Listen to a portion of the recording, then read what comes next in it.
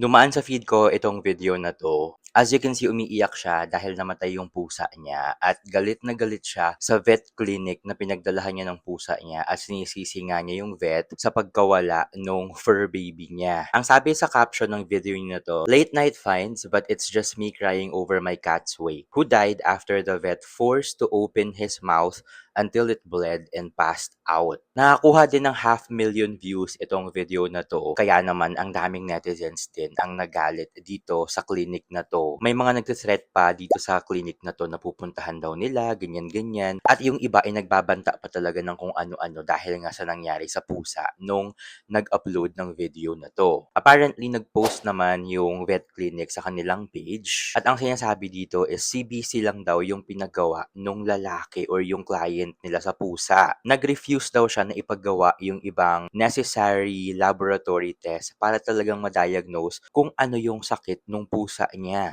At sinabi pa nung client na iuuwi na lang daw niya yung pusa niya for observation. At dahil dito, meron namang waiver na pinapirmahan sa kanya nung clinic, ayan, na walang liability yung clinic nga if ever na may mangyaring masama sa pusa niya since hindi full diagnosis yung pinagawa niya at hindi din niya pina-confine yung pusa niya dito sa vet clinic na 'to. Pero nung namatay yung pusa niya sa bahay nila, ayun nga, nag-post siya, I think 2 videos yung pinost niya at galit na galit siya, sinisisi niya yung vet clinic sa pagkawala nung pusa niya. Dahil dito pwede siyang kasuhan ng vet clinic ng Cybercrime Prevention Act of 2012 dahil nga nasira yung image nung vet clinic online. Kayo ba, anong masasabi niyo dito? Comment kayo sa baba.